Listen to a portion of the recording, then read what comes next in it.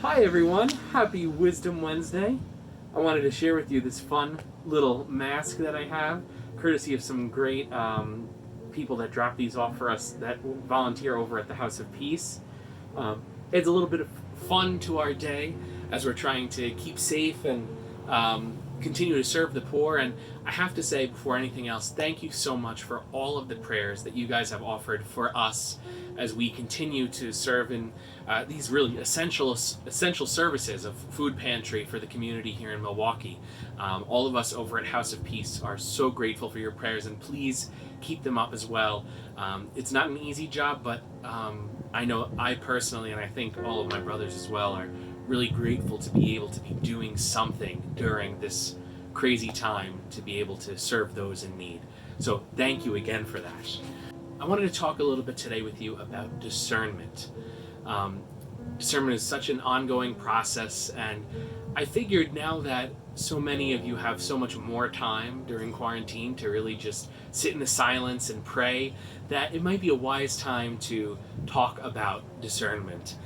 So here's my little story. I have two little tidbits of my own experience of discerning God's will in my life, and really just how I failed to listen to God and how he still got his work done. And I hope it helps you to discern your own, vocation, your own career, your own relationships, all of that, of what God wants for you in your life. So my first one is from one of my many jobs working with the church. I've worked for the diocese, for parishes, so we won't mention which, but after working there for a while and it being a really great experience, I started to feel that it was time to go.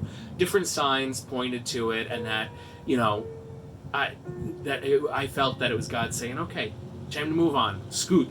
It's time for you to go to whatever is next. And I was comfortable there. As much as, things weren't what they once were, I knew it was time to go. And, but still in my heart, I was like, well, no, I'm comfortable. I don't have something else lined up right now, so I'll just keep on going with it the way it is. And God kept on giving me little tidbit after little tidbit. I was like, no, I'm going to wait it out, until finally he had to do the work for me and give me a hard shove out.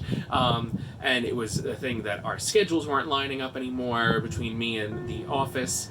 And I left there kind of by God shoving me rather than me making the decision on my own based on his hits. So that was my first experience. And my second one was when I was discerning with the diocese for entering the seminary. So I was convinced that that is exactly where God wanted me, where God was calling me to be. And I wouldn't hear it from anyone that wasn't the case. I had people suggesting it to me for years, saying, I think an order would be so great for you. Chris, have you ever thought about the Franciscans? And I would always say, nope, that's not, nope, I'm not. I wouldn't even give it any thought, because I was so sure that this is where God was calling me. Meanwhile, I think that was God hinting at it through other people. But my discernment path of the diocese kept on hitting roadblocks. It was not a smooth path, especially when I was comparing it to other of my peers. It just didn't seem like it was flowing, and I really believe that was God saying, no, I'm trying to block you from here and point you somewhere else.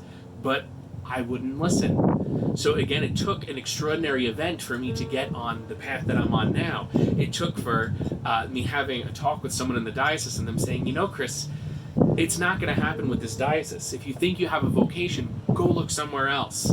And that hit me like a ton of bricks and really hurt, but it was what it took for God's will to be manifest in my life. Because I wouldn't listen, because I was just, no, I'm good where I am. This is where God is calling me. So what I want to suggest to all of you is to really, especially during this time of quarantine where you have all this extra time at home, or maybe you don't have extra time at home. I know my family has been working like crazy between all their jobs and ministries and all. They really have had what they feel like is less free time.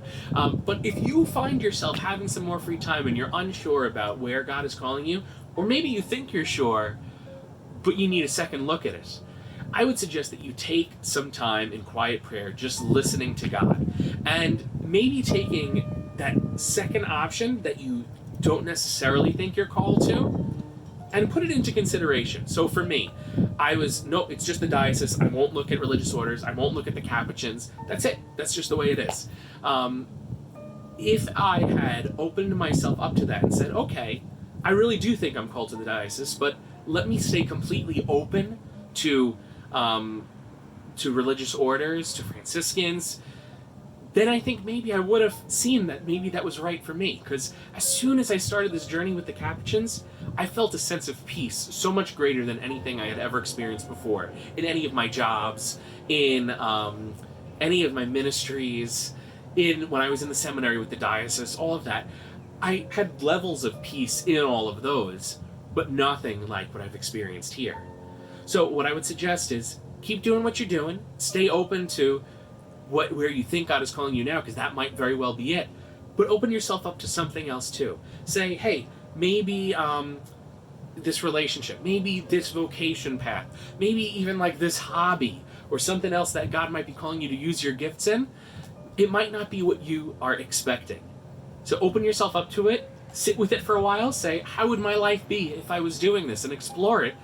And if you have that great sense of peace, well, that might just be where God is calling you. I know so many times if I see a roadblock or a struggle, I'm like, oh no, that's Satan blocking this, and I need to persevere.